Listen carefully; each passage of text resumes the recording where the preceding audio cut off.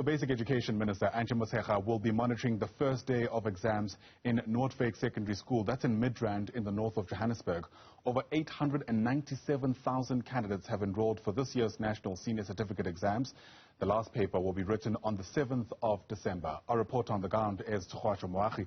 She joins us now live from Midrand. And Tshegohaco, a great interest in ensuring that there are measures in place to try curb any kind of exam leaks and cheating, given, of course, the experience we had last year.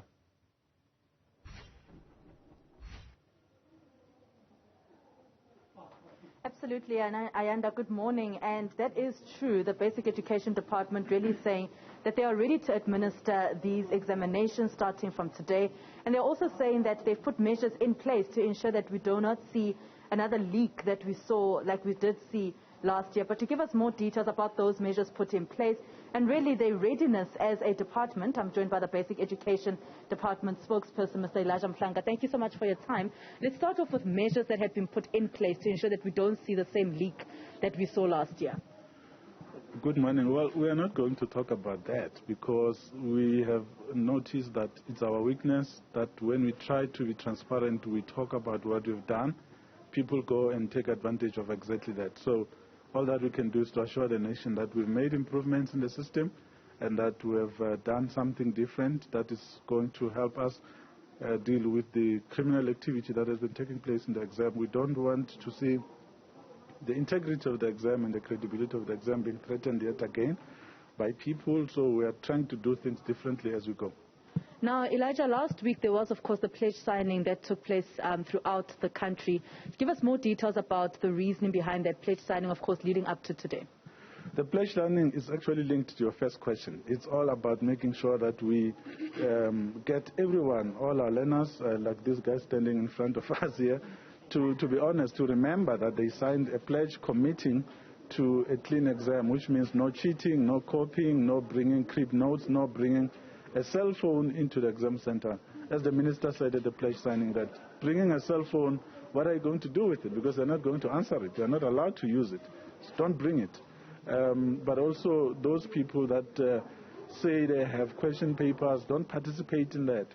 Make sure that you report any irregularities that you might come across. So it's really about raising consciousness among the candidates themselves, but also among parents, guardians, and everybody else that this exam is very important and everyone must protect it. And we've got over 800,000 learners, candidates that have actually enrolled for this particular exam this year. How many are we expecting to write today? Today we've got 609,830 rather. So it's a big paper, and we expect that all of them will come through to write in all the 6,326 centers across the country. And we hope that with the load shedding they arrive on time, because there could be disruptions in certain places. But we see that a lot of them have already arrived, which is great, and we are receiving similar reports in other schools around the country. So we hope that they will arrive on time so that we start on time and that we avoid any anxiety that might occur as a result of the delayed start. Mentioning the issue of load shedding, you have often had discussions as a department with Eskom to ensure that the exams go smoothly and that there isn't necessarily load shedding during the exam times. Have these discussions happened again this year, and what have you heard from Eskom regarding load shedding during these exams? Well, we talk to Eskom every day. In fact, we're in some of their WhatsApp groups, so we know exactly what is happening, and we do share with them the importance of keeping the lights on. But when things happen that are beyond their own control as well, there's not much that we can do. But we don't depend entirely on electricity to run the exam. We can do without it. As you can see in these classrooms here, all that you need is natural light, pen and paper, and you go. So we are not that worried, really, in terms of the actual writing of the exam. We're worried about the candidates arriving late due to traffic congestion resulting from the load shedding. But when they get to school here, you can see Vanessa, Lerato, Josiame, they are relaxed because they know that they are just waiting for the time to start, and then they go in. I mean, you can see this classroom here. There's enough light. So we're not worried at all about load shedding insofar as the exam writing is concerned. Elijah, before I let you go, now as a department, you have said that you are ready to administer these exams. What is then your message to the matric class of 2021? Well, is that they need to continue to study, prepare, work in groups, stay out of trouble, sleep enough, eat well, exercise, take enough breaks, get support from home, and make sure that you focus. You know, you need to make sure that you stay safe, stay out of trouble, but most of all, continue to comply with the COVID regulations, wear your mask, social distance, and of course, wash your hands, and always make sure that you are conscious of these regulations, because they'll keep you safe until the exam is over and beyond. All right. Thank you so much, Elijah Mhlanga, the spokesperson for the Department of Basic Education. Ayanda, before you let me go, I just quickly want to speak to some of these matriculants about their exams today. Good morning, and how are you doing? Are you feeling ready for these exams? I'm nervous, quite nervous, but excited because I'm prepared. And how did you prepare to get into these exams? Our teachers helped us with, study groups, asking questions, YouTube, learning together. It really helps you getting enough sleep, rest, and exercise. Yes. All right, thank you so much. Let's speak to maybe two more, Ayanda. Ladies, good morning. All ladies here. How are you feeling for these exams? I'm very excited. I'm nervous. It's normal, and I'm ready.